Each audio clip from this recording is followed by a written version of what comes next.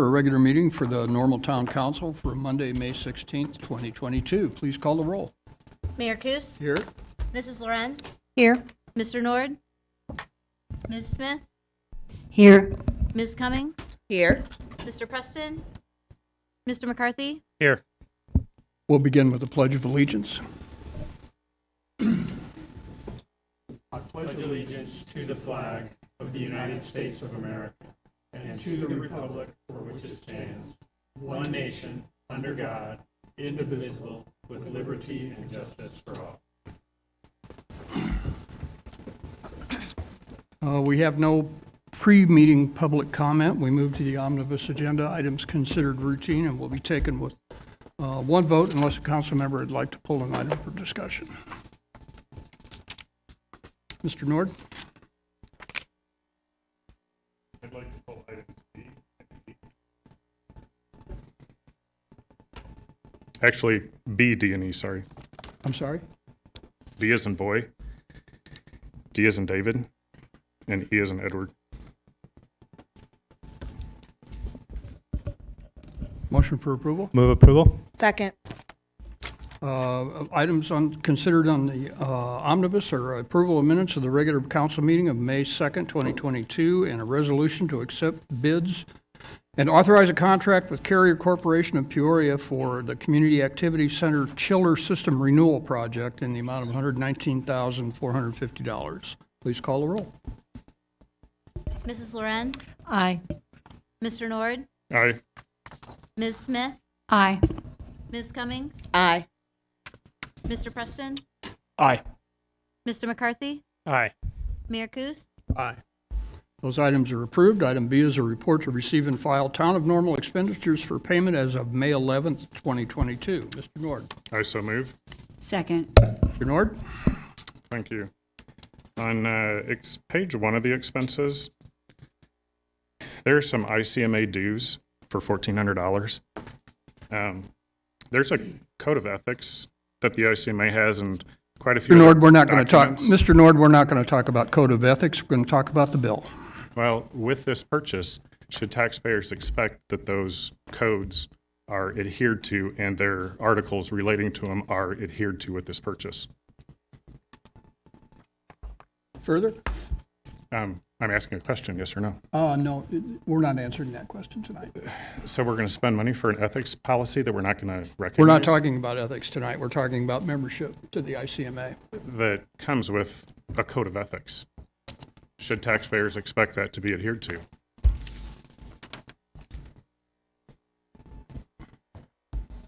Further on this item? I'd just like the record to show that with no answer, I'm going to assume that that's a no. Then on page 2, there's more youth on a mission expenses. And again, it's not the role of this council to teach kids to lobby. That's for our schools to do.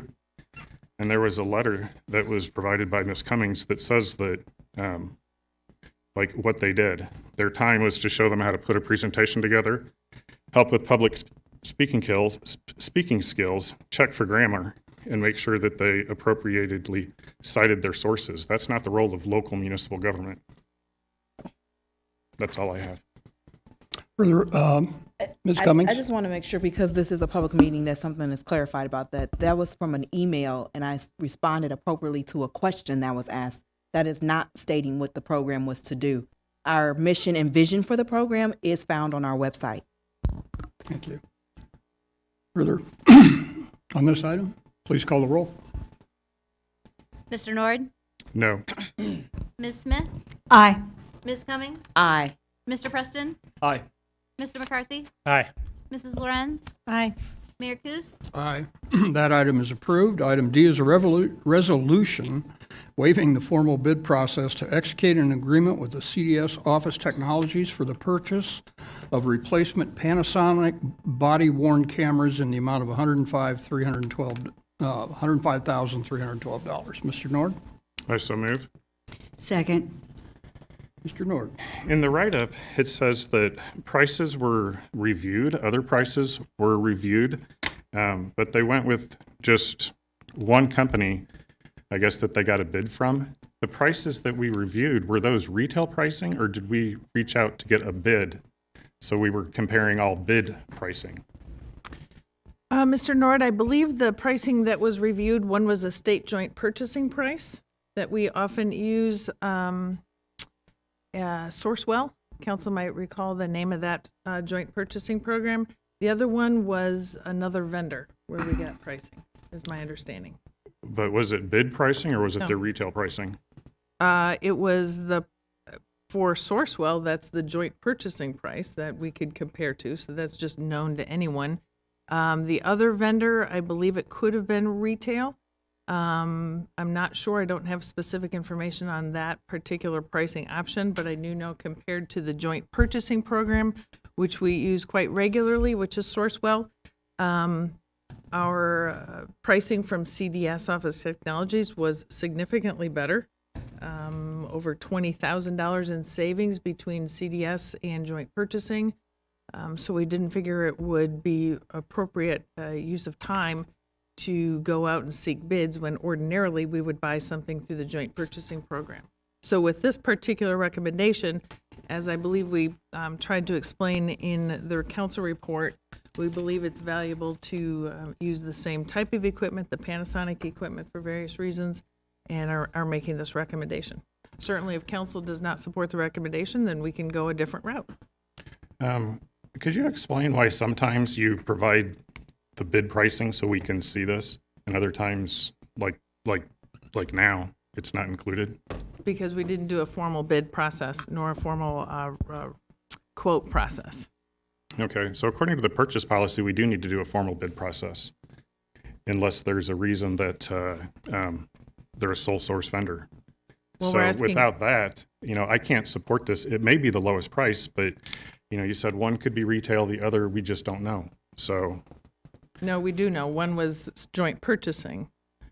That's a joint purchasing program that we use regularly. you said it wasn't formally bid out. It wasn't formally bid out. Joint purchasing through Sourcewell and other joint purchasing vendors are available for anyone to look up the pricing of that particular equipment. We looked up the pricing. CDS Technologies, who we've worked with in the past and had a good experience and frankly is local, offered the best pricing. And I know that we have debated this countless times in terms of the procurement policy, but this body here has the authority to waive anything regarding procurement. So that's why we're asking council to waive the formal bidding process. So this doesn't violate any procurement. If you disagree with us, that's certainly your prerogative and you can vote no. If the majority of council votes no, then we'll go a different route. Okay, then I'm not supportive because you're asking us to waive a formal process. I'd rather it go through that formal process and not ask for us to waive it. Thank you. Ms. Smith? In an email I sent prior to the meeting for clarification to the city manager, she provided the pricing as I had requested, and this is the lowest bid of the vendors that submitted bids or that they reviewed. And in her email, she pointed out the importance of keeping body-worn camera technology that is compatible with our existing equipment. God forbid we have an occasion where someone would rely on the images captured by that body-worn camera and we had to say that it didn't work. So in this instance, I think it's more important to be concerned about the technical reliability of the equipment than to have a request for proposal or bidding going out when we might jeopardize the quality of the camera images that we're trying to capture. Thank you. Further on this item, please? Mr. Nord?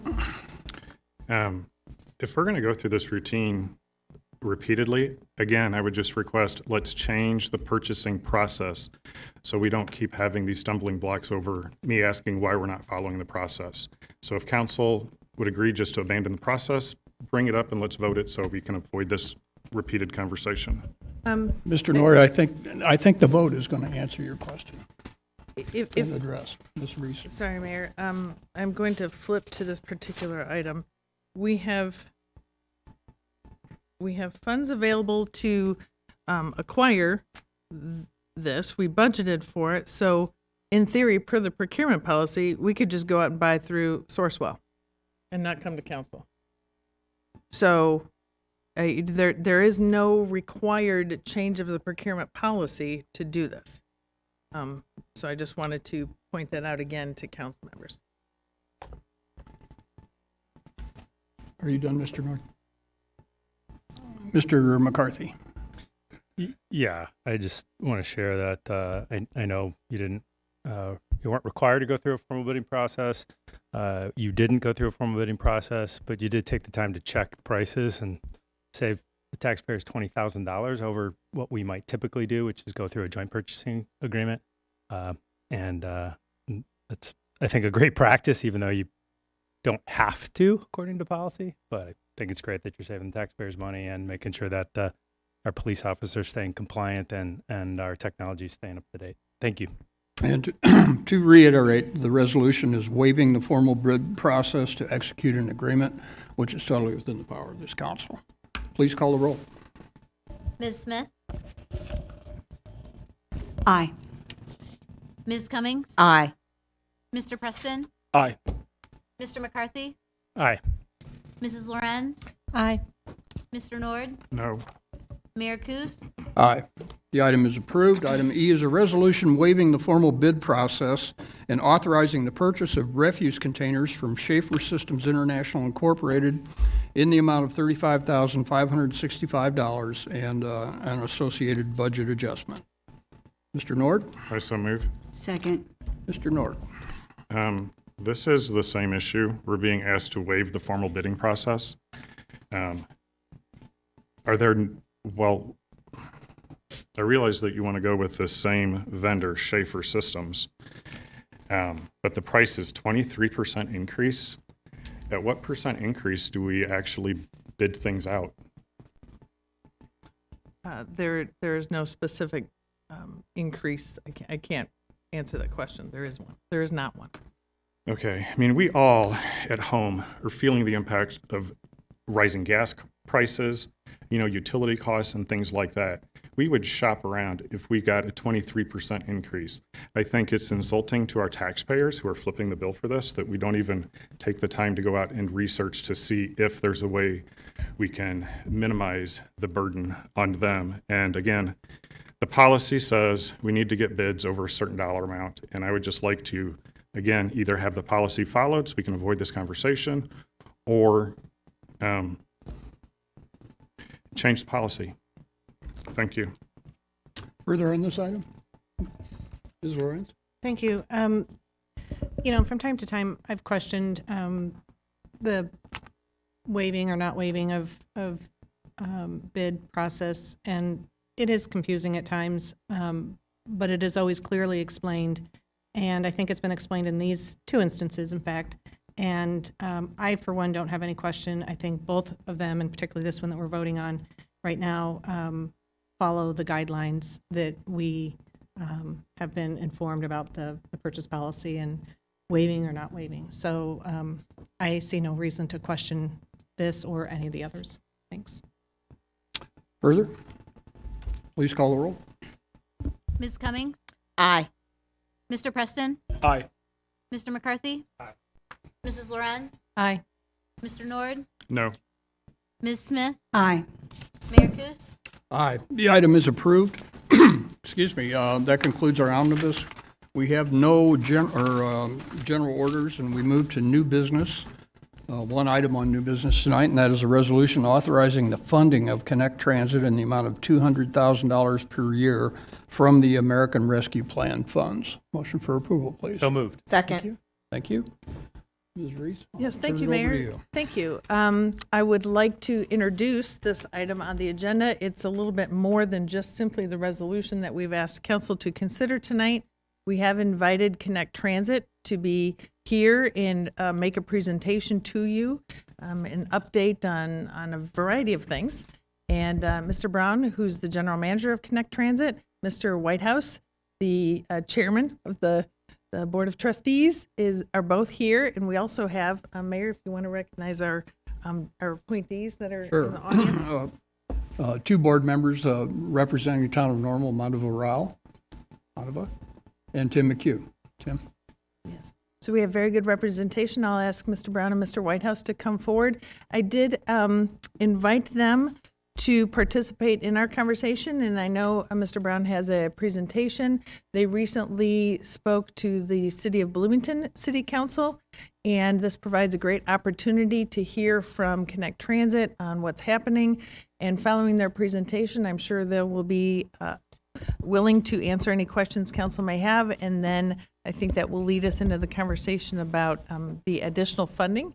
The resolution at hand is requesting council's authorization to spend $200,000 this year, but over a period of the 4 years of the American Rescue Plan Act funding, to use that to support Connect Transit and the recommendation for the one fare for all, which allows Connect Mobility riders to be charged the same fee as fixed riders. And so we'll move in, following the presentation, we'll move into conversation about that resolution. Mr. Brown and Mr. Whitehouse, thank you for being here. Thank you, City Manager Reese. Appreciate the invitation to attend. Mayor Coos, members of the City Council, thank you for this opportunity. It's been a while since we've been here with the pandemic and all that stuff, but we're looking forward to tonight's presentation. City Manager Reese has done that, but let me formally introduce David Brown, our new General Manager of Connect Transit. 7 months now, David? Not 7 months. We're going to go 9 months now. And I know that he has had the pleasure of meeting all of you individually and talking to you, but this is his first time speaking as a group, so we're looking forward to that. Let me also thank you for your continued support of Connect Transit. And I believe that Connect Transit, and you introduced my colleagues and great representation from the town of Normal. I believe that Connect Transit is strong. Our numbers are rebounding, our ridership is coming back, and through the pandemic, our customers needed to use Connect Transit, and we were there to provide the service. I also want to thank the drivers and the people that work at Connect Transit during those trying times, that were there to provide the service to the customers and the people of Bloomington Normal to get to work, to get to school, to get to fun. And with that, I'm happy to take questions afterwards, but I do want to turn to David to give the presentation. Mr. Brown? Thank you, Chairman Whitehouse. And thanks all of you for your attention while we talk about our budget and some of the exciting things that are happening with Connect Transit. As you know, our leadership is made up of Bloomington and Normal representatives, and it's quite a leadership team. They are looking at the best interest of both the city and the town, and express regularly the things that need to be done, providing both vision and guidance to me, which I can provide to the staff. Our organization is relatively flat, and since I arrived, we've made some changes, really refocusing on the services that we provide and trying to get communication out to the public rather than trying to either sell advertising or develop different types of messages. What we're really focused on right now is planning a service that can continue to be efficient and effective, and looking at different types of services that best meet the needs of the town and the city. As you know, many of you know our services. We have our fixed route service, which provides the larger 35 to 40 foot buses across 13 fixed routes across really both the city and the town. And then Connect Mobility, which City Manager Reese had just mentioned, as the service for people with disabilities. And this really provides a lifeline for people to get to work, to get to programming, and really provides that level of support needed so that people can live their lives as the rest of us sometimes take for granted. You can see in the slide, and I won't read it to you, but after the pandemic, or during the pandemic, we lost nearly about 40% of our ridership. But in this year alone, we've gained just over 17% in our fixed route system. You can see that we're almost back to the 2019 levels in our Connect Mobility system. Next year, we're actually supposing that we will increase Connect Mobility by another 10%. There are a number of reasons for that, but one of the main reasons is because of the one fare for all.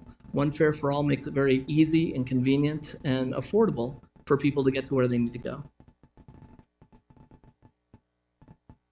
With our budget, we're proposing a new service, and the board has agreed to move forward on this service. We'll be conducting some public outreach events to hear some opinion about the service, but it'll actually serve the western Normal and West Bloomington area, which includes Rivian, and provides access to other employers in that area as well as healthcare that we don't currently provide. That route would go from Uptown Normal, down College Avenue, all the way to Rivian. There would be a stop at Rivian, but that wouldn't be a layover stop. We would simply stop, allow employees to get off, and then travel down Rivian Motorway to Market Street to into downtown Bloomington, stopping at the Walmart along the way. This would be replacing a route, it's called the Lime Express, that only serves downtown Bloomington to Walmart currently. So we would be eliminating that route, but then replacing it with this route with the same frequency and actually more service, because we would be running this route on the weekends where that one does not currently operate on the weekends. We require 4 buses to do that, and that's to keep a 30-minute headway, 30 minutes between buses, so that it becomes very convenient, and we plan to operate this in the peak periods only. As ridership grows, as we see where development occurs, we'll certainly take another look at that. But to be conservative and to quite honestly try to meet the needs of most of the employers in that area during their peak periods, that's when we're trying to run our bus too, so we're not wasting hours and miles. We have another new service that we're proposing with this budget, and it's called microtransit. Microtransit is a smaller vehicle, as you can see here, and they will be accessible. It's an app-based program that allows people who live in a neighborhood to call up a bus on a smartphone, or they could actually call our dispatch center, and we will dispatch a small vehicle to their location, likely at the end of their street, or maybe if a number of people want to travel at the same time, we may group them in their neighborhood. The way that the town of Normal and the city of Bloomington have grown into the new subdivisions, there's only one access point to large subdivisions behind it. And it's very difficult for people to access our fixed route service, even though we do run pretty regular service in many of these areas. What we find is that it's difficult to access our fixed route service, and that could be why a lot of people aren't riding. In addition, this service would be available, accessible within about a 10 to 15 minute time period when people need it. But the service is meant to connect to a fixed route service, either at one of the transit centers like Uptown Station or downtown or transfer area, or at a fixed route bus stop. The service would actually serve a specific zone, and I'll kind of talk about why we even are looking at this type of thing. As you know, a lot of the area is very well served by Connect Transit. But you can see these are the areas of low income. Overlaid our Connect Transit service, which you can kind of see faintly in green. What we find is that, again, it's very difficult to access the fixed route service for many of these neighborhoods, yet there is need. Not only is there a need because of income, there's a need because of age, challenges to ride or drive their own vehicle or even get to the bus. Even when we're not looking at income and those types of things, there's an issue right now, as Councilmember Nord mentioned, we're very strapped right now in terms of the expenses on the family. And sometimes 2-parent households still are required to drive their child to sporting events and things like that. This type of service would allow that access in a safe vehicle, in a vehicle that's known to the community, under a brand that's also known to the community as a safe and reliable provider. So we're providing access really to all of town, but primarily to our fixed route system so that they can access the rest of the network. There are areas that are very difficult to serve with a fixed route bus, and Connect Mobility has its own requirements as required by the Americans with Disabilities Act. So this service would be general public. It would be available to everyone. It would be accessible by app, and it would be available hopefully next spring. The way it works, within a zone, we would identify a zone, and that zone would be a 3 to 5 mile area. Within that zone, people would be able to travel point to point. Outside the zone, they would be traveling from point to a fixed route bus stop. And you can see apps are readily available. We currently have 2 systems that provide this type of app, and we'll be looking at the best system that'll meet the needs of the community. We're also looking at a new service that the board approved at our last meeting, and it's a van pool service. It's to bring people from outside of the Bloomington Normal area into the area for work. What we find, and this map is a good representation, this is one major employer in the Bloomington Normal area that these are where their employees live. So the center of that is actually our town. Outside of that is where their employees live. So you can see to the west, there's Peoria. A lot of people live there, and, as well as pockets throughout the area. And this is only one employer. What we're looking at is sponsoring a coordinated van pool program through a company called Commute with Enterprise. So Enterprise Rental Car, Commute with Enterprise is a branch of that. They would provide the van, they would provide the coordination services, and employees who are interested, that live in these areas, who are interested in coming into Bloomington, could contact the service and then get on a regularly scheduled van pool. This is not a service for one-off trips. It's not for shopping. It's not for that type of thing. It's when you travel every day on a subscription type service into Bloomington and Normal for work. The reason that we want to look at a sponsored coordinated van pool is because not every employer has the resources to do this. When you think of small fabrication shops, if you think of smaller accounting firms, those types of employers may not have this need, but they don't have the ability to set this up on their own. So having us do this enables people from varying employers to ride together into Bloomington and meet their needs. It also allows people who might not have access to transportation to get jobs here in Bloomington and Normal. And I think that that's very important when we often think that there are likely skilled people out there that just simply don't have the resources to get here. This is a great program. Now, selfishly, this program does allow us, after a certain number of vehicles and certain number of miles per capita, to attract more federal funds to our system. If we can attract those federal funds, those are matched by IDOT funds.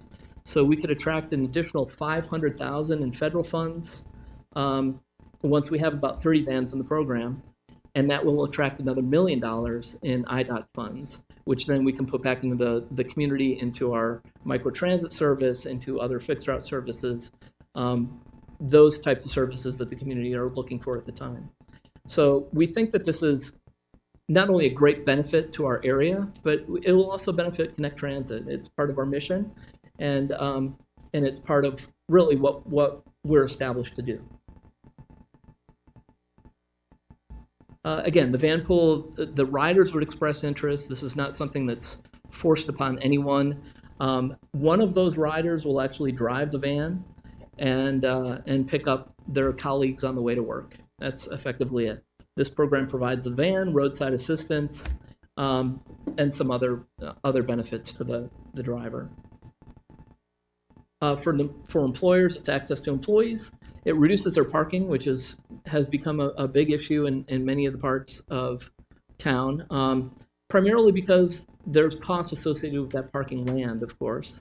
And the less they need parking, the more they can expand their own services.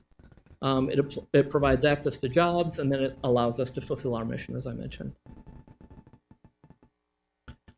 I want to talk a little bit about who uses Connect Transit services, so you have a better understanding of the type of folks that need our services and rely on it every day. You can see the breakdown in terms of demographics. You can see primarily female, under 35. You would expect that with the college town, but if you look at that number, 61.4% are under 35.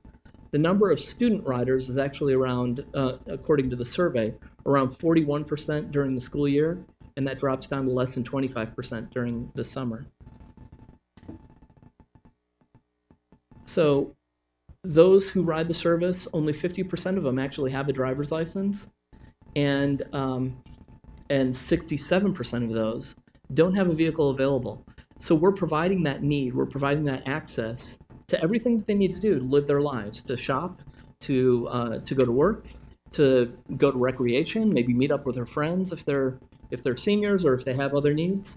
That's the type of the level of service that you are providing through Connect Transit. When we look at our operating expenses, you'll see our expenses have gone up from 2022. As you would expect, those expenses are a result of a number of things: supply chain issues, inflation, but labor and benefits continues to be our primary cost. So when we talk about the cost of running a vehicle, we're really talking about the cost of the driver, the cost of the person sitting behind the seat. No matter how large or small the vehicle is, that's the cost, the driving cost of our system. From a revenue perspective, 65% of our operating comes from IDOT, and you can see another 19% comes from the FTA through our small transit intensive cities funding and some other funding. The Bloomington share of operating and the normal share of operating is just close to 8%. And then the rest comes from contract fares, like ISU, passenger fares, and advertising and miscellaneous. This year we took a big step in changing the way that we've done advertising. So in the past, we actually had an employee that sold advertising on the buses, and that person went out, tried to find people who were interested in advertising on our buses, and spent a good deal of time actually doing so, and was very successful. We were making about $100,000 a year in doing that. We also had employment costs. So instead, we contracted this year with an agency outside, and they've actually guaranteed us $115,000 for advertising. So we're getting $115,000, but we don't have those employment expenses as we have before.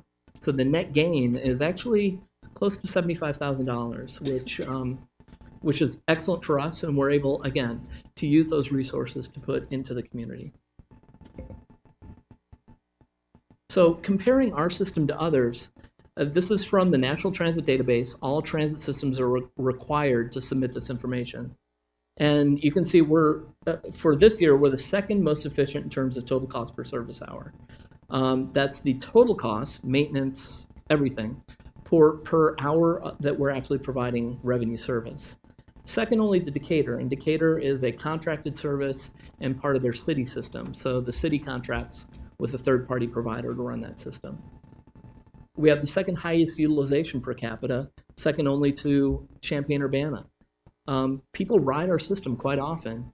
A lot of it obviously is ISU, but others as well. They find that we are reliable and people can get to where they need to go. And we have the second lowest local contribution, second again only to Decatur. So what we're doing is really terrific work for very little resources. We have a number of planned capital projects, and I won't read these to you. I'm sure that you can take a look. But we are continuing to look at ways that we can better provide our service through more efficient service, looking at different types of vehicles. We have electric buses in this program again. But we're also using very few local dollars to expend these resources. So the money that's coming into the community as a result of having Connect Transit as your provider is actually going to jobs, going to develop the communities as they should be developed, using resources that, again, have already been spent by people.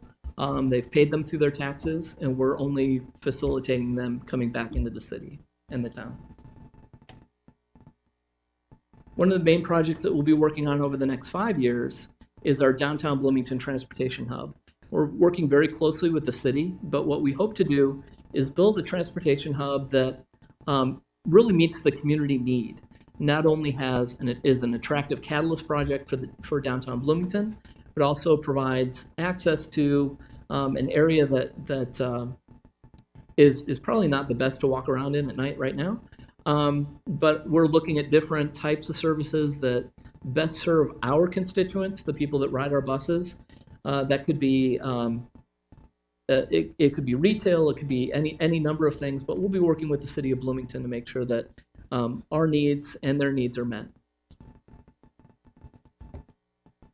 That is the budget as we are presenting it this year, and thank you again for supporting Connect Transit. Questions or comments? Ms. Smith? Thank you for this information. Your seasonal route that you listed, when and where does it run? So that's the Redbird Express route, and that just runs during the school season. It does not run over the summer.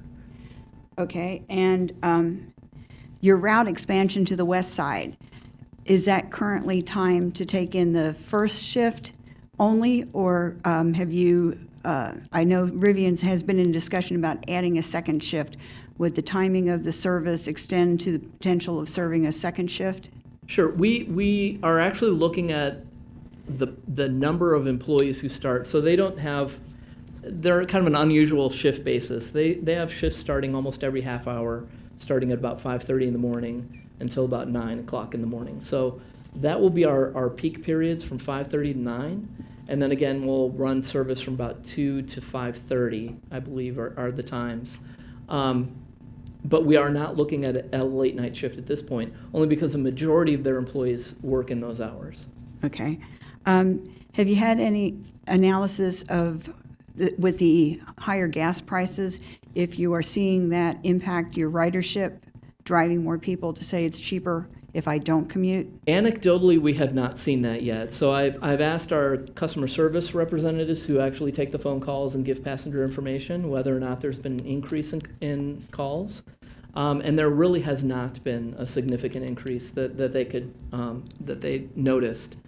What we've been talking about in the industry is that $5 seems to be when people start making different choices for gas. So it could be that very close in the near future, we will start having more people ride. But at this point, we haven't seen that.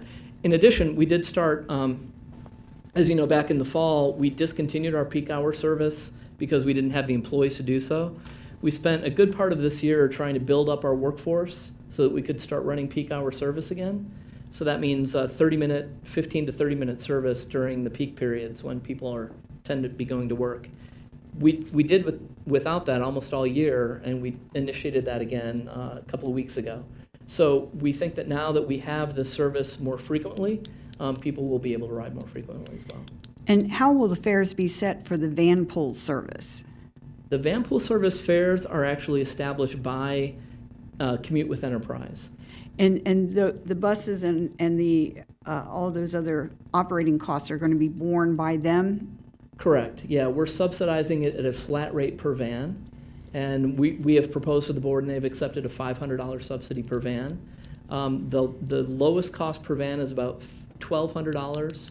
The highest cost is based on mileage. It goes up to, I believe, $1,700 or more. And I believe you renegotiated the contract with ISU this year. Correct. When was the last time that had been done? Yeah, so we've been talking with a contract negotiation with ISU for some time, but because of COVID, we postponed that a little bit. Contract, we had those. I don't have the exact date on that. Prior to COVID, City Manager Reese, if you can remember, I should know that better, but we were in constant conversations with them. I think every couple of years we looked at those numbers, and but this time David and his team have secured a contract that we believe is more fair and equitable. Okay. The gentleman in the room who represents the ISU side just gave me the sign that 3 years has been since the last contract was. Right. We did have a couple of short-term renewals, 6-month intervals because of the pandemic, but this newly negotiated agreement is I think, a win-win. Yes, for absolutely. ISU and Connect. Do you have an anticipated date for complete conversion to an all-electric fleet? No. No. We do not. We're chipping away at it. By this time next year, by fall of next year, nearly about 33% of our fleet will be electric. Those buses are expensive, and funding for those hard to come by. And the final thing, in terms of your potential partnership for the downtown Bloomington Transit Center, when I had spoken with you, you offered a tour to all the council members when you were new, and I had discussed the possibility of childcare and getting parents with their children to childcare, and you had mentioned that you have seen some sites where the childcare services are within the transit center, so that it cuts out that side trip for the parent to drop off their child and then continue on to work. Is that still a possibility that you'd be open to? Look, Go ahead. let me say this from the board's perspective, if I can. We are looking at all options for those types of things. Right now, we're trying to get through the NEPA study, and then we will go to the table and decide what we can do. I know that the board, the colleagues behind me, we would like to provide services not just for transit, but to make life easier for our riders. But something that's interesting to us, can't commit to it though, if that's fair. And I said the last one was my last one, but then I remembered. What's the status on the Better Bus Stops? How is that trucking along? Yeah, Better Bus Stop campaign, we are on a goal to have that completed with what we originally set by 2024. So I think some of the stuff has slowed up a little bit just because of each one of those stops. We have to do a NEPA study with the government, which takes a little bit of time. But we are planning, and we have increased budgets for those to have that completed by the original goal of 2024, correct, Right, David? fiscal year 2024. Will that mean that every stop would have a shelter? No, it would mean that every bus stop would be ADA compliant from our property to the bus. Thank you. Yep. Mr. Brown and Mr. Whitehouse, if I could jump in on that particular issue about the Better Bus Stops campaign. At a recent board meeting, we did receive a presentation on the actual process to get to make progress. Yeah. And implement a better bus stop improvement. Is that presentation on your website by any chance, or would it be under the board materials? Because it was very informational. I believe it's with the board materials. Could be. It If was- not, I will certainly send it out to you tomorrow. Yeah, that would be great. It showed the entire timeline in terms of all the studies and the research that have to go into the NEPA portion before they can just go out and install the bus stop. It's pretty overwhelming, actually. It is, because there are federal funds available. And I have to commend all of you in that we've worked very closely together to make sure that you can build the sidewalks and then we build access from those sidewalks to the bus. Not all of our locations will be able to do that, but we will have a pad so that people can deboard the bus safely in a good place. Ms. Cummings? Thank you. First of all, I want to thank you all for being here this evening, even our representatives, Mr. McHugh and Mr. Raoul. And so appreciate your time that you spend and give insight to this. I also want to, in the beginning of this, talk about I'm excited about the one fare for all. That is something that was important for me to see, and so to know that we're accomplishing that is such a great deal for me tonight. One of the things I also kind of took note of that I want you to kind of go back a little bit on.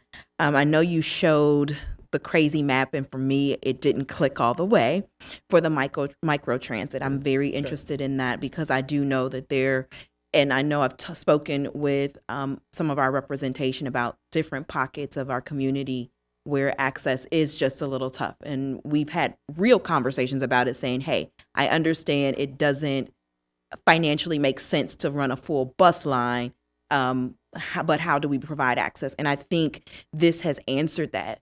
But if you could go back for me a little bit, when you talked about the zone, I was trying to get all of that pulled together and what that looks like. And for me, it just looks like a bunch of lines. And so I apologize that I'm asking you to slow down and kind of walk me back through. As a rider per se, I want to know, am I in that zone? And whether I'm eligible for point to point or am I eligible from point to fixed route?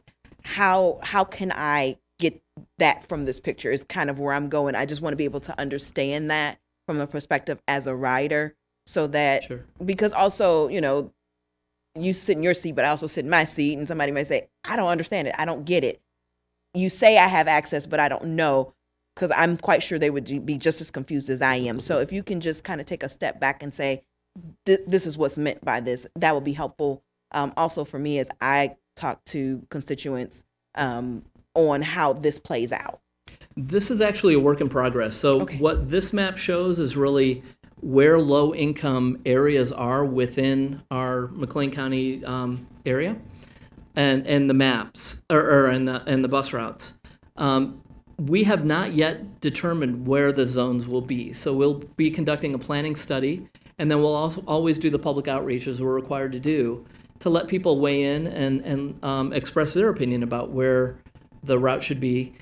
This type of service, as you mentioned, will require a lot of education. It's not the easiest thing, and it's not like you walk out to a corner and get a bus like you do with the fixed route service.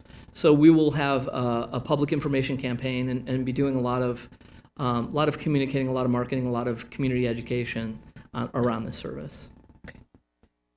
And when you talk about the ease of information,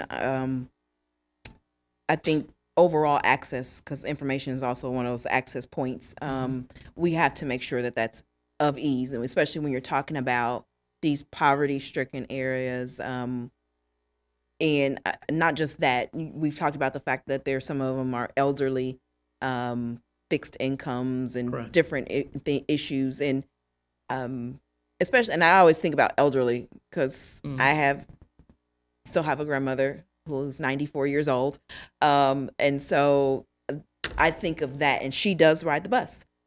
She still actually rides the bus quite often, but it's those people, people like her, where the brain doesn't click just as fast. Sure. So however we decide to do that, please keep those type of people in mind.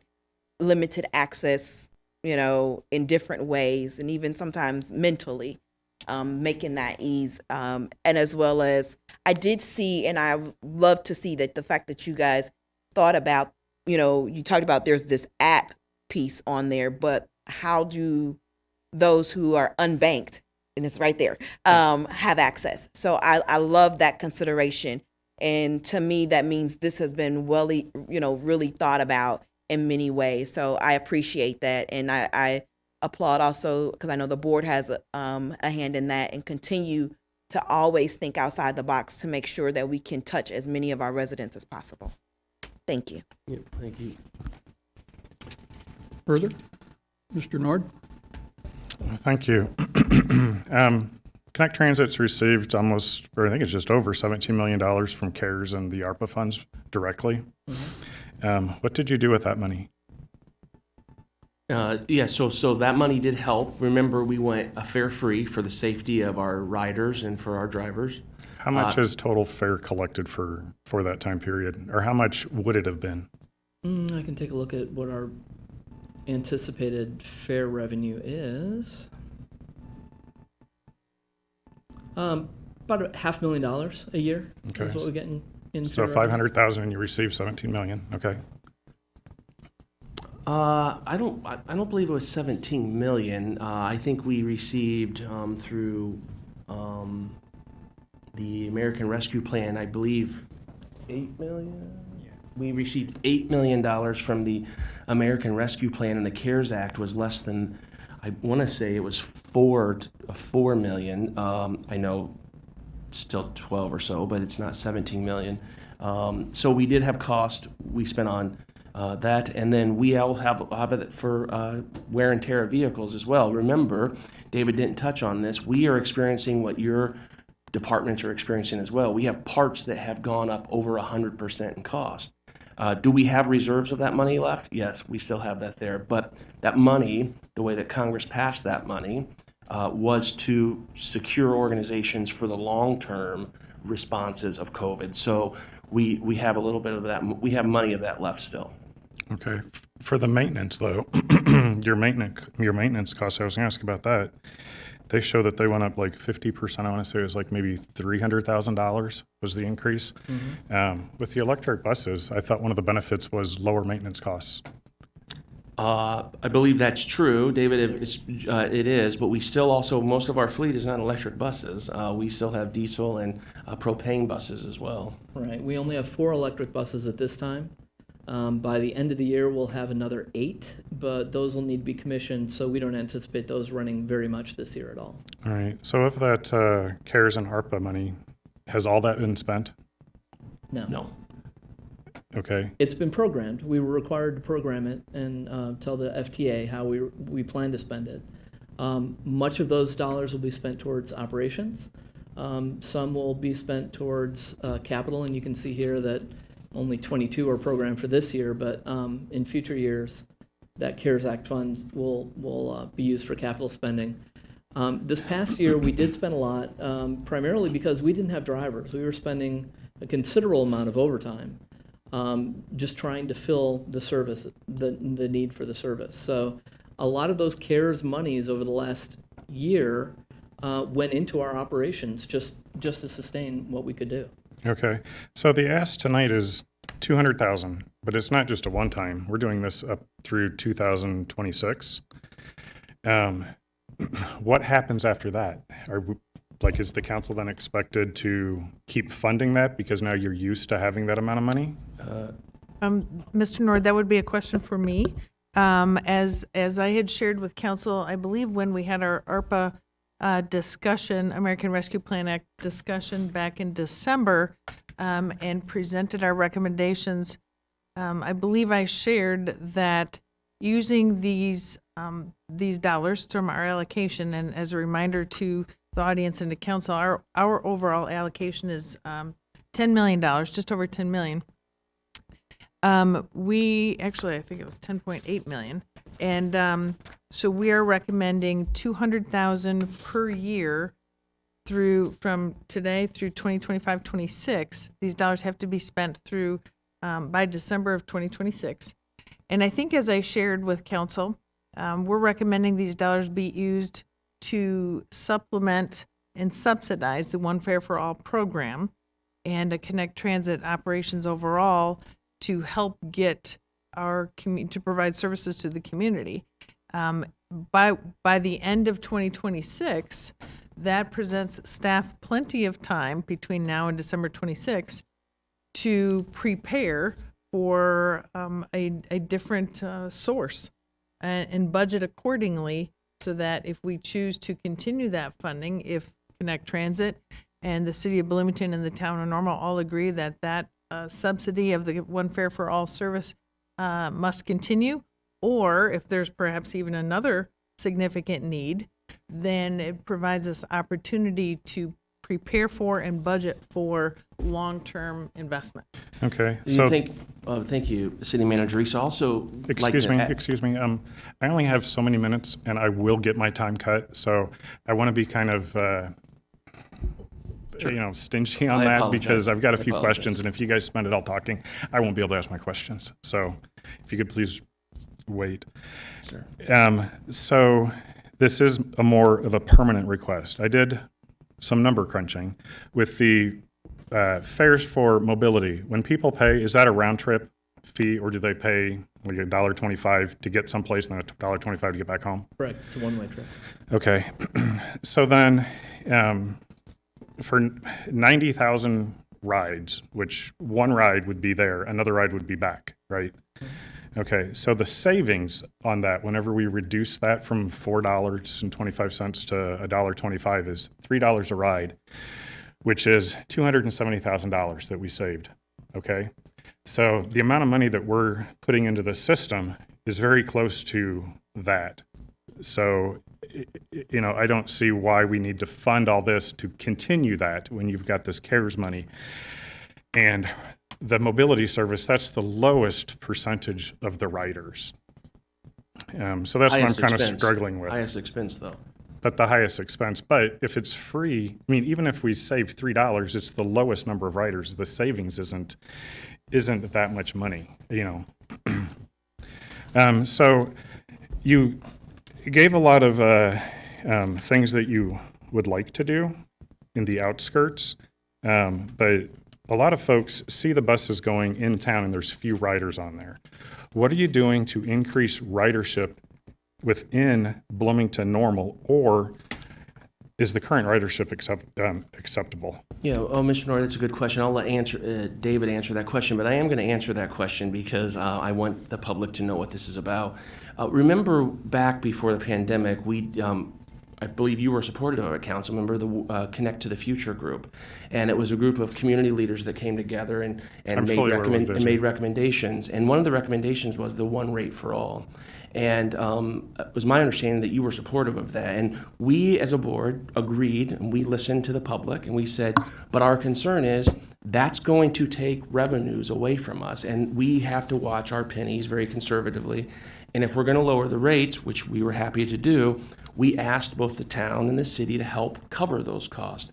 And I believe that was what this money was intended to do, correct, City Manager Reese?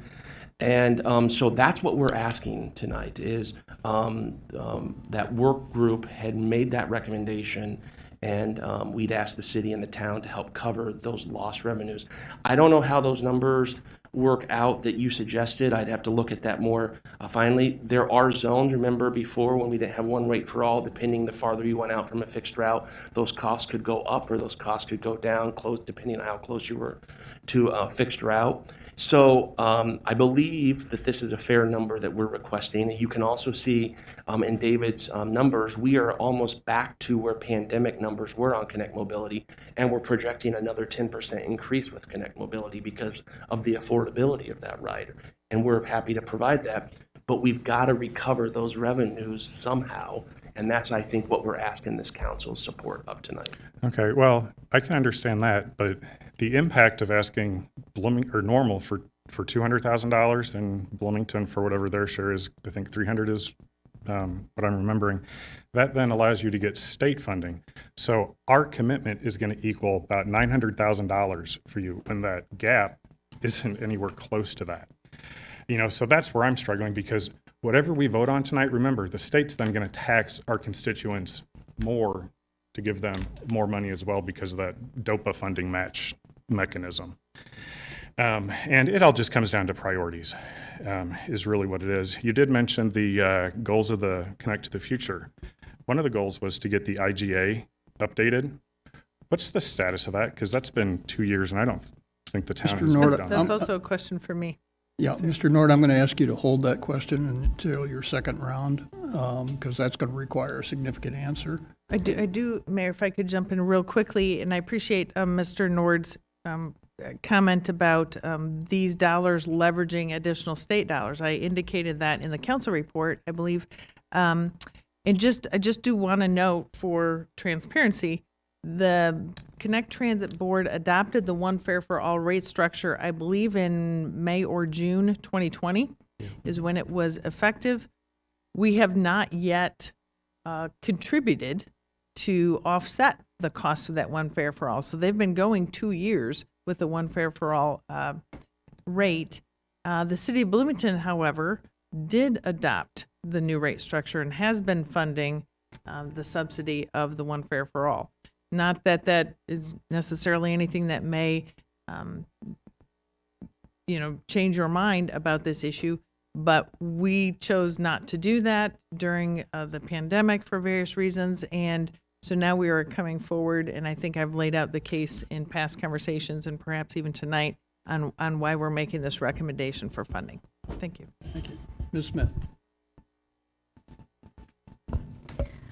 I, too, was very involved with the Connect to the Future working group, which was comprised of a cross-section of individuals from the Connect Transit Board and interested members of the community that had a voice and a stake in ridership, and included individuals who had members of their household that relied on Connect Mobility. And if we are going to put on citizens the burden of researching topics, which this group did a yeoman's job of doing, they, as one person commented, they learned more about Connect Transit than they ever transportation in general that they ever thought was out there. And they crunched the numbers, they looked at different options, and this came about in response to a projected increase in fares for mobility riders where they were going to bear the burden of their cost. And as I have pointed out multiple times, that the vast majority of adults who are disabled, their main source of income is either SSI, disability, or if they have retirees that are already receiving Social Security retiree benefits, they may qualify for a Social Security benefit. But that SSI disability is less than $1,000 a month. And the proposed fare increase would have cost them $9 for a round trip to a job that might have been paying them $7.50 an hour for a minimum wage. Recognizing the burden of that, this working group worked hard to try to get Connect Mobility riders to not be penalized for their circumstances. And the ridership did fall off during the pandemic because of all populations. This is one very sensitive frequently to health issues that would put them at risk.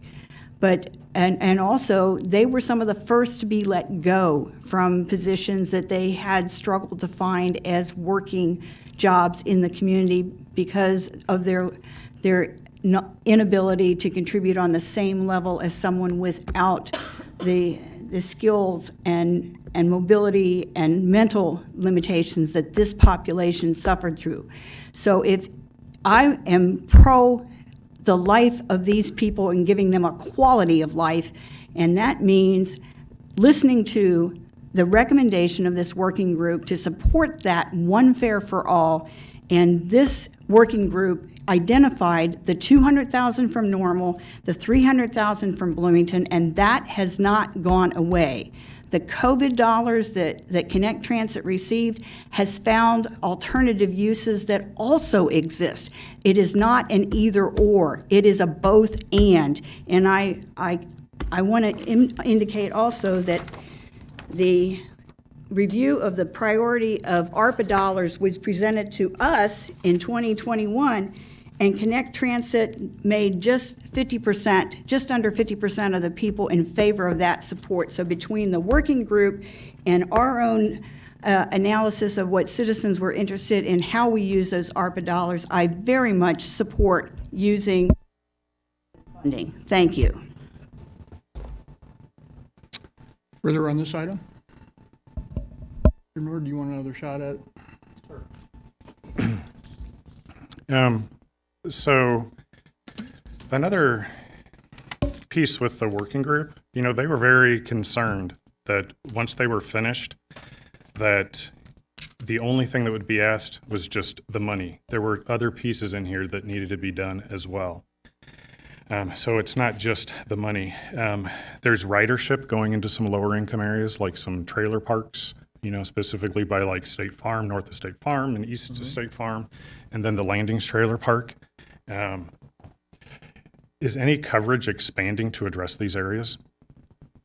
Yeah, as a matter of fact, the microtransit service that we're looking at will focus on specifically those areas that have lower incomes. Now, again, we have not identified exactly what zone, but given that that's the focus and given that those people require the service, that's what we anticipate, is that those will be raised up to the point of having a zone that would serve their needs. Okay, because before you got here, the Landings and Ironwood Gardens, which is north of the interstate on Linden, they actually turned in a petition requesting service to be returned. Mm-hmm. Over 100 folks did that. Is it certain that they're going to be getting something, or is it not even decided whether it's going to be up there or if it's going to be in Bloomington for that zone? Without having the planning study done, I don't want to commit. It certainly seems reasonable that would be an area, but we haven't had the study done, so I can't tell you that. I will tell you, though, that the microtransit service is considerably more efficient than a fixed route service that would run as it did back then, every half hour, every hour into that area. Access to that bus is very challenging, especially from the trailer park there. And I think that this service will really expand the ability for people to access a fixed route bus and participate in the community. Sure. Well, whenever you have a plan to actually return service to these trailer parks in both Bloomington and Normal, I will be far more supportive, because expanding the service to these areas where the folks can't afford a vehicle, they are paying more to use other services. That's what I want to see. Then, as far as increasing ridership within the system, the folks that see these buses going down Main Street, could you talk about how you're trying to increase ridership there? Number of ways. As you know, we are presenting a Rivian route to the Normal West Bloomington area. That service will run from uptown and downtown. To get to uptown and downtown, they will require another fixed route. People will likely not live along the line that will go directly there. They'll come from other parts of the city, and they'll likely take a bus to get there. The microtransit service is built to support the fixed route service. It's not built as a separate service in itself. So that's built to bring people to the fixed route service and engage in the network. So there are a number of operational ways that we're doing that. In addition, we'll be rolling out some more marketing, some better marketing than we have in the past to encourage people to get them to understand the value of riding the bus. We certainly can't make people ride the bus, but there's a considerable value to riding even once a week, considerable savings. And I think that through good marketing and good communications, we can hopefully convince people to leave their cars at home once a week or more. Sure. The microtransit you said wasn't going to start till at early next spring. Spring, yeah. We need to purchase vehicles and do the planning study. That's about a year away. And then how do residents get a stop if there's a big group of folks that want to stop? Is there a defined process that they go through, and is there a criteria that you look at before you say, yes, this warrants a stop or a route? One of the new one of the new positions that I've proposed is a transportation planning position. We haven't had that position for about 5 years, but in that position, there will be a public comment that person will be responsible for analyzing. So if somebody wants a route to their area, if somebody wants a stop in their area, that person's job will be to do that. Right now, we just don't have the staff to take the time to do that. So we analyze as we can public comments, but we just haven't had the resources to be able to commit to either modifying the routes to make those changes or to follow up, unfortunately. Mr. Brown, in the past, we've had this conversation, and I believe there are some criteria and certainly some guidelines, perhaps from FTA, on your funding source and how routes can be added or not or evaluated. Is that correct? It is correct. Yeah, there's a public participation process that we need to go through for any change that we make. So in the past, when the question has come up, we've indicated that there is a pretty significant analysis. We just don't put fixed routes, bus stops based on squeaky wheel, perhaps. It's more along the lines of location and just evaluating the criteria for state and federal guidelines. Not only analysis, but considerable cost. Just to run a service like we propose to do for Rivian, that's going to be close to $1 million when all is said and done, for the vehicles, the miles, the hours, and the labor to provide that service. So, but you're right. Putting a route just to where somebody might want one once a month would be extremely expensive. Sure. Which is why an on-demand service is. Right. Is So I was just going to say, though, more of course. Mr. Nord, I stopped your clock. So I was just going to point out, of course, individuals can ask, can a transit or suggest a location, and that will be considered. I didn't want to suggest that you won't consider locations, but Right. there is an objective evaluation of sites, and I think we've had this conversation in the past, but I just wanted to bring that up again for public awareness. Thank you. Mr. Nord. Thank you. Yeah, because the one that I was involved with happened to be Julie Davis, who was one of the victims in the shooting over there in Lancaster Heights, or in Lancaster, Landings. or the Landings Apartment, yes. Thank you. You know, they used to have a bus stop, and they turned in a petition of over 100 people that said they would absolutely write it. And what they found out was, you know, they had a bus stop, but then it got moved, but quarter mile, half mile away down to Rab Road. And they said, hey, we didn't take your bus stop away, you have to go there. And now there was no sidewalk. You know, some folks were in wheelchairs, her kids are disabled. So they simply just could not use it. And they had like a intermediary service, I forget what they call it, like some sort of temp service, like a daily service in the morning and in the afternoon. And they said, yeah, that's just not doable, because if you've got to go to the doctor's office and the bus comes in the morning to pick you up, your appointment might not be for another hour. So you sit there and then your appointment's over, and the next bus going back out there might not be till at the end of the day. So what do you do in the rest, you know, during the rest of the day? You know, so that just wasn't quite workable. That's where my conversation with getting a regular fixer out, or these microservice, you know, something to help those folks out, because they still have these issues. In that, Mr. Norton, that particular example that you just gave, this is the exact value of Connect Mobility and the One Fare for All. Yeah. So I do hear what you're saying in terms of a potential for fixed route, which provides another opportunity. But in that example, with that particular family, what we're talking about this evening in terms of funding, subsidizing the One Fare for All, that's an exact It would reason. be a premium service. It would be door to door at the same correct. rate. Yeah. Sure. But the microtransit, that's not just for folks that are disabled. That's able-bodied folks can ride it as well. General public, correct. General public, good. So that, I'm looking forward to that. But with these dollars, you know, these are dollars that the town can use. We've got, a whole list of issues within the town that we know about. You know, so we can use these monies to take and also invest in our water and sewer system. We know that our water system and some of our sewer system is aged. You know, we've had flooding. We know that there's problems in areas. We know that we've had folks that have had water issues. I've talked with the water department. We know that some of these systems are over 60 years old, you know, and there's probably older ones.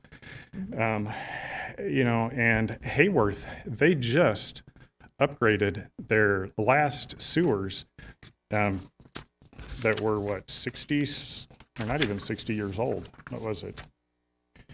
That were built back in the 70s.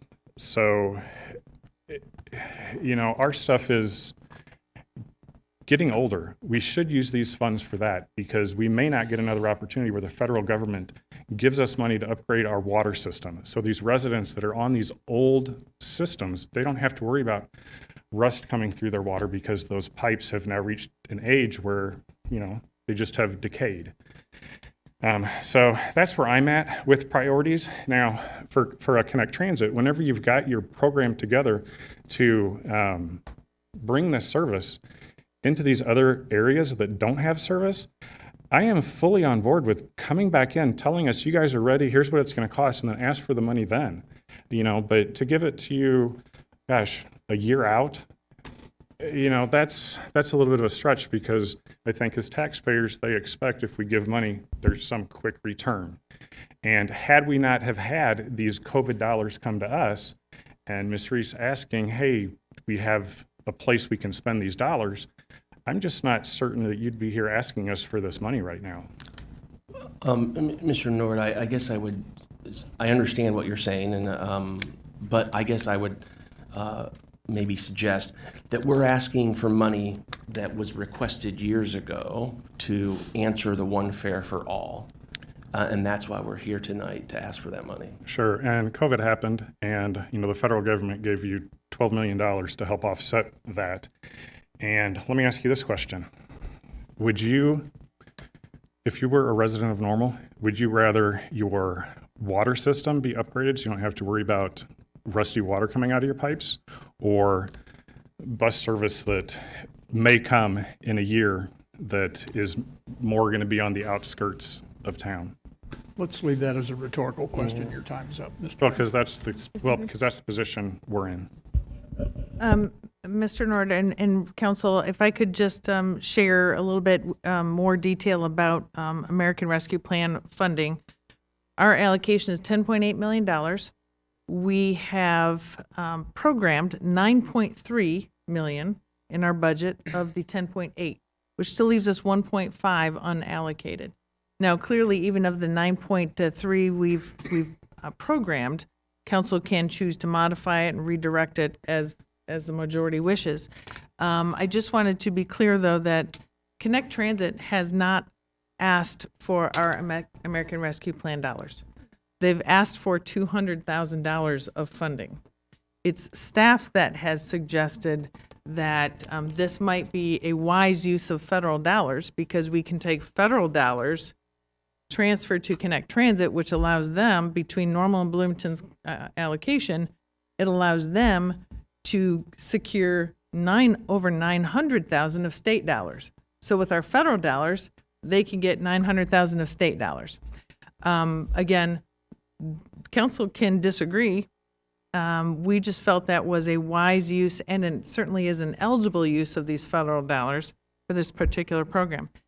If we didn't provide Connect Transit with our $200,000 allocation per year, and council still wanted to subsidize the One Fare for All program, then that would just come out of our general fund.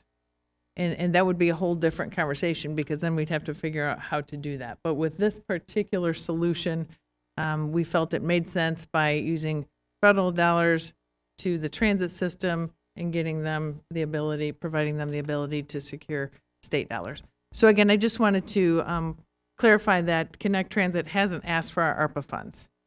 They've asked for $200,000 annual funding increase. And as pointed out in the slide presentation, the current local support between the town and the city for Connect Transit is less than 8% of your annual budget. Thank you. I'd like to make a motion. Hold on to that for just a moment, and I'm going to go to Mr. Preston and let other council members have a chance to talk. Thanks, Mayor. I would, first of all, thank you for coming and presenting tonight. I would like to commend Connect. One of the things that I think Connect Transit has done really well, especially the last 2, 3, 4 years, is respond to people who are riders or who would be riders if there were changes. Connect's ability and your track record in responding to needs as they shift of our community, I think has been really spot on, and I think in large part has been really in tune with what actually makes a difference to people's lives that are riding or want to ride but can't. And one of the examples I think about is when the new routes came presented a couple years ago, and the Olive route was looking at getting cut, and we had a population in Normal up by Orlando and Northbrook area that was utilizing the service, but that was on the Olive route and that was going to be impacted by, if I'm not mistaken, the stop that previously was up every 2 hours, I believe, during the day. Connect was able to rework Pink or one of the other routes that was in the neighborhood, quote unquote. And instead of losing service, those residents of ours, the people who relied on that Connect service, previously had it once every 2 hours during the day. The bus would come.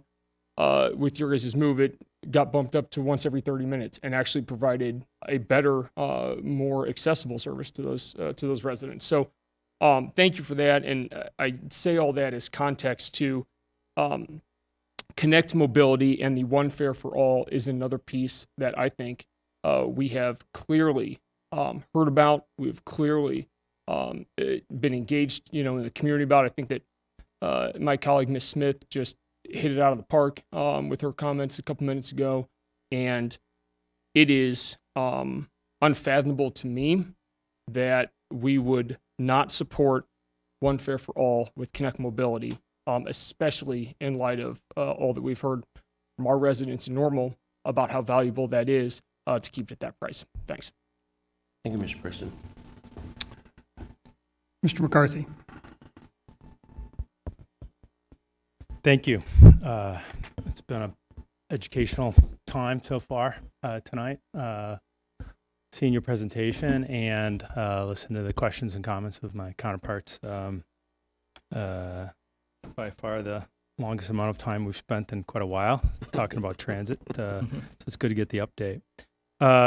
First, I echo briefly some things I've already heard. I agree with Mr. Preston's comments that our transit system's been very responsive to public input. I won't beat the olive pink route situation, but also with the Connect to the Future work group is bringing together a group of citizens to give you input and guide you, and taking a hard swallow and accepting the one fare for all, but trying to figure out how to pay for it, even though that was going to be difficult on your parts to sort out how to make that work. Also, coming to us with new creative solutions of how to get to some of those areas that aren't as well served that some people in our community have talked about, that we didn't necessarily have great answers immediately, but that you guys have worked on trying to come up with good solutions, whether that's based on geography, neighborhood layouts, low income, whatever the reason, but you're coming up with good solutions. I'm also a huge supporter of one fare for all, particularly with the dramatically escalating costs of Connect Mobility. I think it's a wonderful opportunity for the variety of publics that need that service in our community, but to more equitably spread the cost of that across the entire system rather than foist that extremely high cost onto one small group of our population. So if that's all I got to vote on tonight, that you were doing that, I'm supportive just to get that done. But it's also back to your presentation a little bit, and members of the media, I hope this doesn't get lost tonight and the rest of this conversation, but how cool is it to see how our system's actually doing and the feedback of how efficient we are and our operating cost per rider and how great our system really is, and across some of our peer audiences is how low we actually publicly fund our transit system here. What a great deal we're getting for our relatively low cost of contribution, of public contribution. I'm also supportive of anytime we can give a little bit more at the local level to bring more of our tax dollars back to our community. I know that we've been leaving dollars at the state and federal tables because we aren't funding at the level that we could. And so a small increment relatively small increment to bring more of those dollars to fund a greater percentage of our system, I think the better it is, and ultimately the lower cost it is to our local residents for a local match. So a little bit now saves us more in the long term if you're costing it out per citizen. So I'm very supportive of this. Appreciate the time and the opportunity and all the great information. Thanks, Mayor. Ms. Lorenz? Thank you.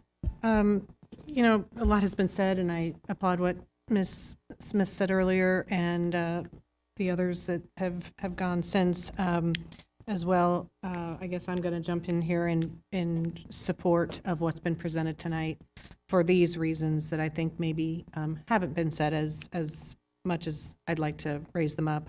One, this is probably one of the most innovative set of plans that I've seen. No disrespect to your predecessors, but I really am impressed with the idea of the microtransit. I think that's going to address some of the areas that Mr. Nord has been concerned about, and rightfully so. Frankly, I live on the edges of town, so I'm already in my mind thinking about,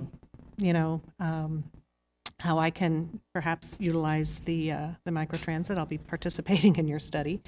So innovation, really like to see that. Also, I am impressed with what I'm hearing about the leadership, both from the board and from you, Mr. Braun.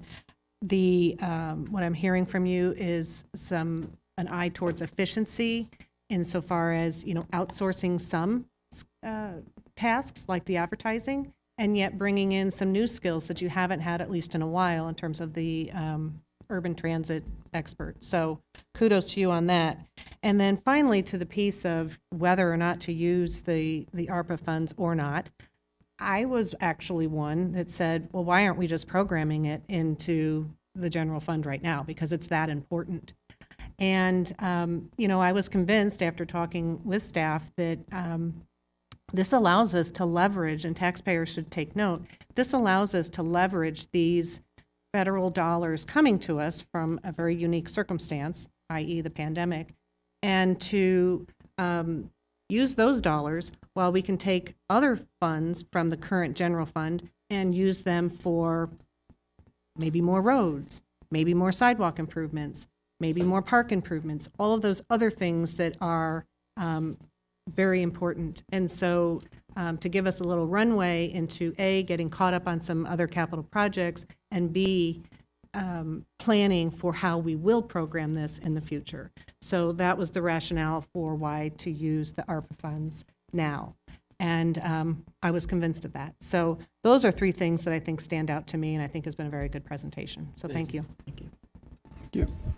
Mr. Nord will entertain your motion. Sure. I guess in the spirit of negotiation and trying to get to a point where I can vote yes, I move that we amend this motion to change the $200 funding request to $67,000 as a one-time funding mechanism. The reason behind this is this gets that funding. Mr. Nord, we can't have discussion on this item until we Okay. get adopt the motion. We have a motion. Is that appropriate, Mr. Parliamentarian? It is, I think, isn't it?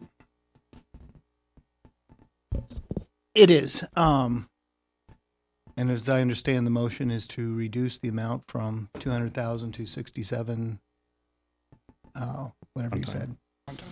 All right. Do we have a second? Motion fails for lack of a second. I tried. Further discussion? Before calling the vote, I'm going to take a little different tack here, and I'm going to recognize the members of the board who have worked very, very hard to allow a very professional staff to accomplish what we saw here tonight. And that's impressive. That's very, very good. And it speaks a lot about the culture of the organization, that there's that connection. You've got a dedicated, hardworking board that sees your professionalism and activates that and approves of what you're doing. So hats off to you, gentlemen, and the rest of the board. Thank you. Please call the roll. Mr. Preston? Aye. Mr. McCarthy? Aye. Mrs. Lorenz? Aye. Mr. Nord? No. Ms. Smith? Aye. Ms. Cummings? Aye. Mayor Kus? Aye. The motion is approved. We have one public commenter post-meeting that, if I butcher your name, I'm sorry. I'm going to say Joe Isaiah, but that may or may not be it.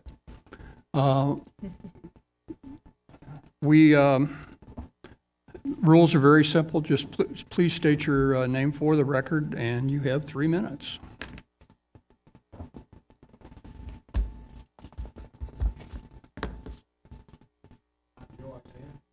Living normal, 1704 Aaron Drive. Did you say 3 minutes? 3 minutes. I prepared a 20-minute one. With 10 minutes extra for questions. Okay, simply this, I'm a driver, I'm a bus driver for transit, for Connect Transit. And at that area, in that building, there's a kind of a little statement that says, safety, service, route. Safety is one of the things that I want to talk about, and especially out here, as you make your right turn into the circle and get to the Children's Museum, there's always cars parked there. And there's a sign saying no parking, no stopping. And it's a problem when people do not recognize that they're not supposed to get out on the left-hand side. Drivers get out and children get out. And I've driven through there for over 5 years, and I'm telling you, I've had several instances where people have given me close calls. And I'm probably not the only one. But I would like to see somebody do something about that. With all the brain power that's in this room, are you telling me that you can't figure out some way to put a top to that where those people cannot get in that area? And I don't mean to just complain. I'm just going to give you a couple ways you might be able to do this. One main thing is you look at inside where all the buses stop for the transfer, stripe that out in yellow paint where people can't get there. They'll see that. You have a small car that goes around with parking. I don't know, they check places where they're not supposed to be and they put out different type of, maybe a fine or whatever. Can't whoever does that go in there and check that out? And when I say check it out, I stopped down at the train station, attendant down there inside your building. They said the trains go 10 times a day. 5 to St. Louis, 5 to Chicago. 10 times a day, you can't have somebody out there making sure. Good timing. All right, thank you, sir. Out there to make sure that that's not there. Because there is no amount of money can save me or you or anybody else if you hit a kid out there. Think about it. You don't want to hit anybody, you don't want to have an accident, and I don't want to be the one, and I don't want anybody to have to be the one. But there is a way, there's got to be a way to figure out how to keep those people from stopping there when there's 3 signs from the start of the entrance where you make that right-hand turn that says there's no stopping, no parking, $30 fine. Could you make that fine $300 and see what that does? $30 fine is not going to deter many people, especially when $30 only gets you 6 gallons of gas. So please, I don't want to hurt anybody and I don't want to see anybody get hurt, but there's a way with all the brain power in here. I mean, I want to look at these people and say, hey, you know what? Where are the adults in this room? Safety is the first thing you want.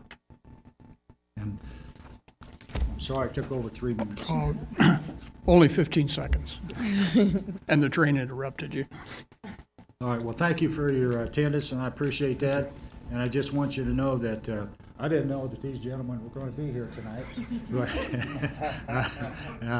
so I got a few weeks to get back to work. I'm on vacation, and I may not have a job when I get back. We generally don't comment on public comment, but I think it's worth saying we are looking at this issue, and that is going under study because you're right, it is a concern, and we are going to address that. All right, thank you, sir. You guys are anticipating my next. I don't see it on here tonight. I don't see any concern. Before taking a motion for adjournment, are there comments and concerns? And I'm going to start with Ms. Cummings because she beat you by a nanosecond. What I'm going to first start off with, I didn't anticipate, but because of our public commenter, I am going to say this. I believe I called one night. For some reason, the street was all the way backed up to, what is this right here, this first one? Broadway. Yes, it was backed up to Broadway. And I was like, what is going on? Well, everybody had stopped and parked along the edge of the circle, and it backed us all the way up. Buses included, and I was like, I know they're going to be late. And so I know there is issues, and we do have a problem to address. Moving on from there. I want to just take a moment to talk about, we have a couple, why am I having a brain blank right now? I apologize. There are a couple things coming up I don't know. From what I hear, there's a few things happening tomorrow. I don't know exactly all of what they are. Check the website. Let's start there because I'm having a brain blank. But I'm excited. I have, and I'm quite sure many of my other council members will talk about this as well, to watch this young lady's journey. I met her officially, and I'll say officially, I actually officially met her this summer at the Sugar Creek's Arts Festival. I know her brother very well, and he introduced us. And, she was a very bubbly, very shy, yet somewhat shy kind of girl, but was so excited and so approachable. and to watch her journey go from that day that I met her, and I know it started even before then, to what we see and are going to experience tomorrow has been amazing. And I commend her highly because she didn't go and say she was from Chicago. She didn't even go and say she was from Bloomington. She went and told them she was from Normal, Illinois. And so that did my heart so much good. And I am so excited and so happy for her, and what the excitement it has brought to our community. I don't know how many of you got a chance to stop out at Normal West yesterday, but the excitement, the electricity that was out there was just simply amazing. And so hats off to Leah Marlene. And I can't wait to see the finale. And I'm so excited about all that's going to take place and transpire in the town of Normal tomorrow and all the publicity it's going to bring us to. So thank you, thank you, thank you, thank you. Mr. McCarthy? I think we were all rushing to celebrate Leah Marlene tomorrow. But yes, very excited to have her back in our community and bringing the well-deserved attention to herself and her great talent. I do also want to lend my voice to what apparently we're beginning to study or about to study on the circle. I'll relate a story that I've only shared with my wife. Came through the circle one night on a bicycle, and one of our cab companies was firmly parked where it says no parking. And I biked up and knocked on the window and said, hey, and there was some cars coming behind. I said, hey, there's actually no parking. To which he replied in a far less polite manner with profanity at me and basically told me to leave him alone and mind my own business. So some of it is people who are unaware and some of it's people that don't care. And so whatever, I don't know what the solution is. Clearly that means that Uber, Lyft, cabbies probably need a space in whatever we're considering, despite how I was treated that night. I'm assuming they earn part of their living in that because of our transit system. So if there's a way to find a space for those folks too, or consider that in our solution, that would be great. Thanks. Ms. Smith? I know we spoke tonight about providing transportation services to a very special population, but I want to point out that coming up, there's going to be an opportunity to see this population shine. The first weekend in June will be the long-awaited production of Shrek Jr., the musical by the Penguin Project, and they should be starting selling the tickets soon. They have had fairly large crowds at the Shroud Auditorium where it's presented. So I do hope that if you're interested, that you plan to get your tickets and find out just how amazing these individuals are and how incredible the volunteers are that work with them as mentors to help get them from point A to point B on the stage. Both together, it's an incredible relationship. And shortly after that, the Special Olympics will be back in town, and if you've never witnessed the torch run, you get a chance to see that first night, followed by opening ceremonies in the Redbird Arena. And it's really, I'm sorry, in the football stadium, but it's an incredible population that can demonstrate how strong they are. And it gives them a chance to demonstrate how deserving they are of a place in our society and consideration for their needs, and not because they're in the majority, but because they make us a better group of people. Ms. Lorenz? Keep it brief, but in light of our festival that we had, that one of our restaurants, Medici, had this past weekend, the country barbecue, and in light of the festivities planned for tomorrow, I want to give a shout out and compliment the Department of Magical Elves, who have a lot to do with setting up and taking down. So if you are a department member of the Magical Elf Department, could you please raise your hand so that we can give you a round of applause? Raise your hand. There you go, Parks and Rec, where else? Oh my goodness, are they awake out there? Public Works, all right. Very good. All right, round of applause. Thank you, and here's to a great summer of great events. Thank you. Mr. Nord? Thank you. Last week, one of the council members talked about having better communication among the council, and yes, it was. Thank you. And I sent an email to everyone asking if anybody had heard that the town was essentially asking the federal government for more money for the underpass. Didn't get any response from anyone except for the mayor saying to contact him.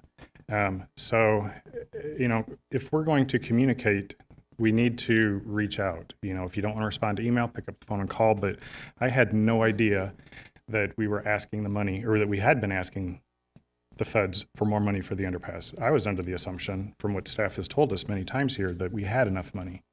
So we do need to start communicating more. Another concern I have is with our priorities, and another issue that we have with one of our residents that has brought up a complaint for brown water.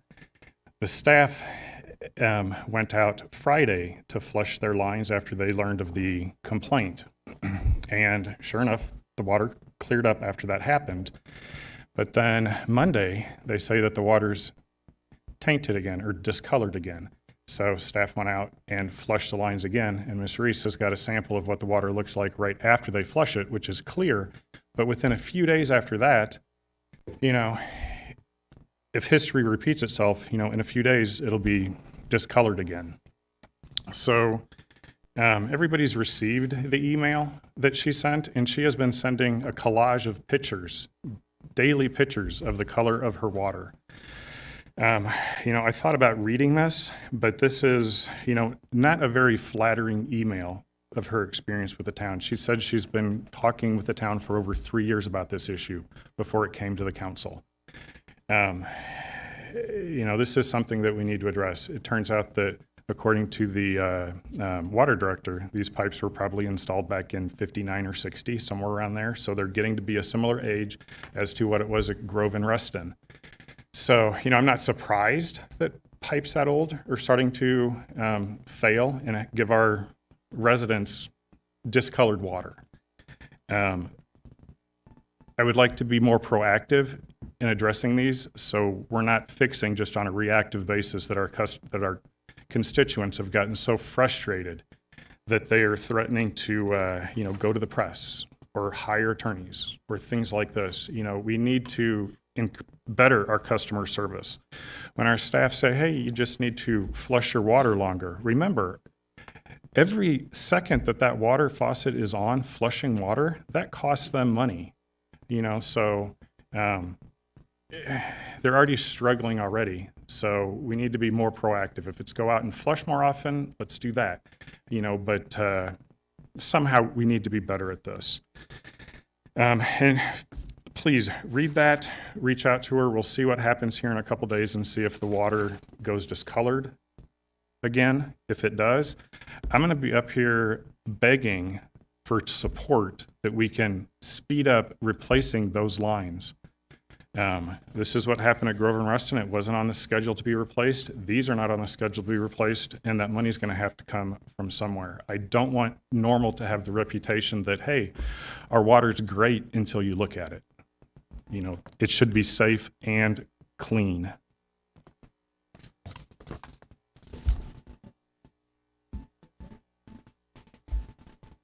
Mr. Reese? I wasn't sure if there were any other issues that Mr. Nord wanted to touch on. Just a couple of things. Yes, we do have the water sample. As sometimes is the case, Mr. Nord, you get different messages than we get. I do want to appreciate staff that did follow up and certainly has had conversations with this particular resident. about the water quality, which is why we reflushed the hydrants in that neighborhood. And you know, we're told as of this afternoon when we were on site at the home that the water's been clear since last week. So some sort of miscommunication going on in that regard. And in this particular instance, we have had conversations. A variety of staff members, I believe, have had conversations with her, and we didn't have maybe all the information that you have. So, do we want residents to have clear water? Absolutely. That's why in the last 6 years we've invested $21 million in replacing water mains in 6 years. This particular fiscal year, we've got another $5 million budgeted. Next year, we're targeting $4 million. So you know that investment is ongoing, and rarely do our water main projects get planned because residents complain. Generally, we would like to be more proactive, as you would hope, Mr. Nord. Last year, we moved up the Grove, Ruston, Oakdale one simply because it was getting quite the public conversation, and we thought we had enough funds to get it done. So we got it done earlier than originally planned. But I do think we're in really good shape. Rarely do you see a water utility invest $21 million in 6 years, and we've got 17,000 customers. So at this point, we've got this one situation. If there are others, we certainly want to be aware of it. But we've got one situation out of 17,000, maybe closer to 18,000 water customers.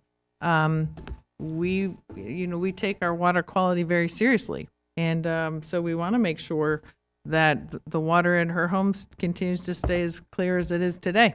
Of course, as council knows, we've just been going through the semi-annual hydrant flushing program. We also work with residents because not always is the water issue a result of the public main. Sometimes it's a result of the in-home plumbing situation. So we work with them to try to find solution. In that regard, we don't, it often works best if people that have experienced a problem also tell us when the water is good so that we can try to narrow down what the problem may be.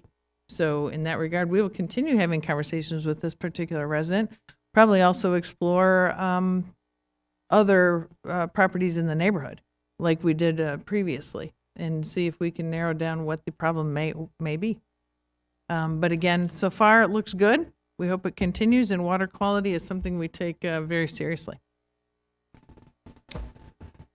Motion for adjournment. So moved. Second. Please call the roll. Mr. McCarthy? Aye. Mrs. Lorenz? Aye. Mr. Nord? Aye. Ms. Smith? Aye. Ms. Cummings? Aye. Mr. Preston? Aye. Mayor Kus? Aye, we are adjourned.